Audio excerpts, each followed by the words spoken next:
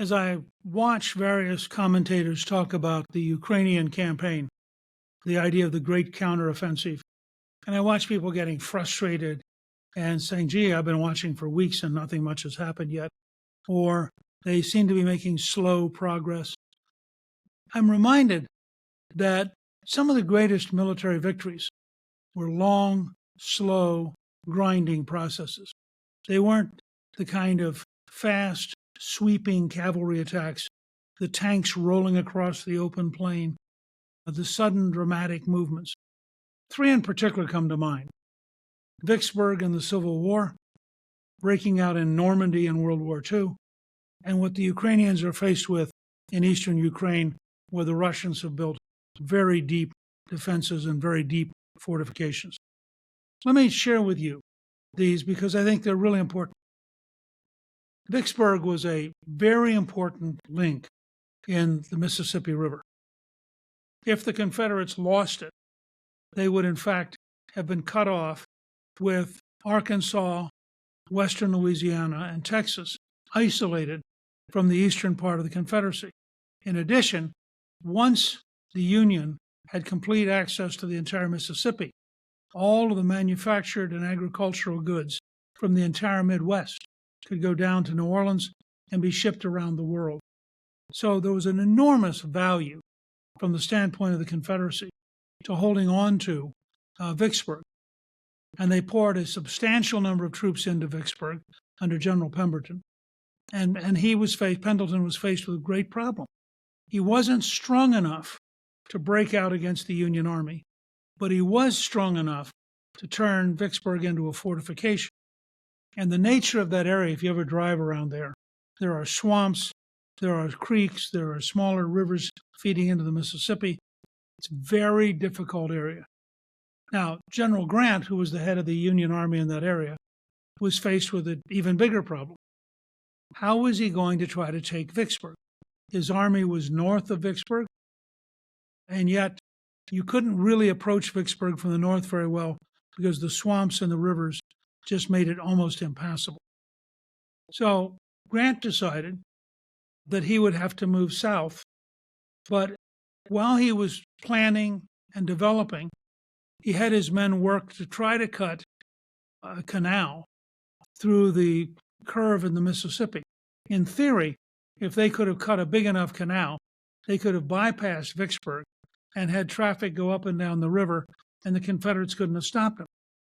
Now, there were two reasons I think Grant was doing this. One was it might work, very unlikely, very, very hard area, because the power of the Mississippi River is so great, particularly when it floods, that they probably going to have a really hard time, and they were trying to do it through a swamp. The second reason, I think, was he wanted to keep the troops busy. He knew that if they sat around with nothing to do, they'd become demoralized, they'd begin to have sicknesses, they'd be harder to discipline. So he just kept them working. Meanwhile, he developed his plans to literally cut loose, go straight down the river, and then come off on the eastern side, which is where Vicksburg is, march back around from the south now up to Vicksburg. Now, this was a very elaborate, very complicated campaign, and it took months.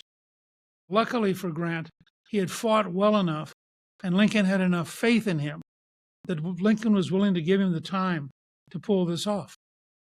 If Lincoln had been impatient, if he'd been like some of our armchair quarterbacks on television today, he'd have replaced Grant with somebody who probably would have made a total mess of it. Grant was, I think, the best general in either army in the Civil War. He had a very clear, methodical understanding of what he was doing. His memoirs, by the way, which he wrote personally, his close friend Mark Twain was his advisor on style. But Grant's memoirs are probably the best single book written on the Civil War and are a huge education to read. So Grant crosses over. Now, he wants to make sure that while his army is faced towards the northwest, which is where Vicksburg is, that nobody's coming at him from the south, because you still have most of Mississippi behind you, and you have Alabama, some of Tennessee, Georgia. So he brought in Colonel Grierson, and he asked Grierson to take a pretty large cavalry unit, about 1,800 men, march through Mississippi, coming in from the north, running straight down the middle of the state, and exiting near Baton Rouge. Grierson's raid ultimately becomes a movie, The Horse Soldiers, with John Wayne and William Holden, which is a pretty interesting, reasonably accurate explanation of what he did. It's an amazing raid. The novel that was written about it, called The Horse Soldiers, is absolutely worth reading. Grierson was a very smart man.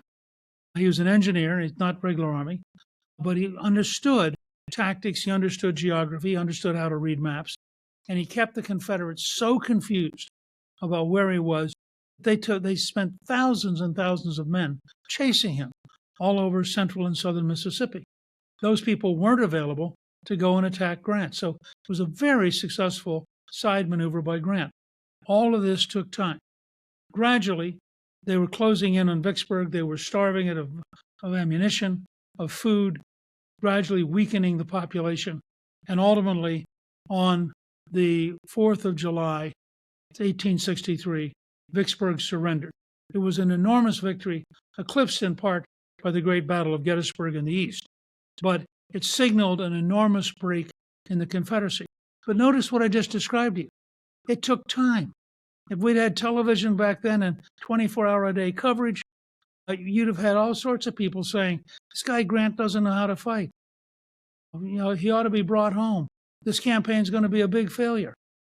Lincoln understood that sometimes you just had to do what you had to do. So he stuck to it. Now let me give you the second example, breaking out of Normandy. The most complex single thing humans have ever done is D-Day, the 6th of June, when over 100,000 Allied forces, paratroopers, some by ship, landed in Normandy. It was the beginning of the effort to liberate Europe from the Nazis.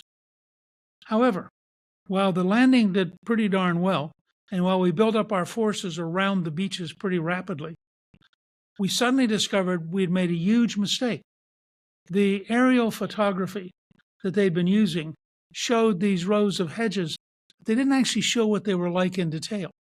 It turned out that hedgerows in Normandy were these ancient, huge bushes that were so big that each little field was surrounded by hedges. Each hedge was a place to put machine guns, mortars, infantry, and you had to go literally one field at a time. It was very expensive in human loss. It was very expensive in time. And so we were bogged down, sort of chewing our way through the hedges. Instead of a sudden rapid breakout, we found ourselves day after day, slowly. We had to invent, for example, a tank that had a bulldozer on the front of it so it could go in and actually rip up the hedges. We found ourselves developing all sorts of techniques, trying to understand it. At one point, we used a massive strategic bomber campaign, dropped an enormous number of bombs. The first time we did it, there was a terrible mistake in calculations, and a great number of the bombs fell short, killing a significant number of Allied troops, including a 4-star general, and who was the number 2 man in the army at the time. And so, again, if we'd had modern television coverage, they probably would have wanted to replace Bradley, the commander of the American forces, Montgomery, the commander of the British forces, and General Eisenhower, the commander of Allied forces Europe. Because after all, they weren't breaking loose.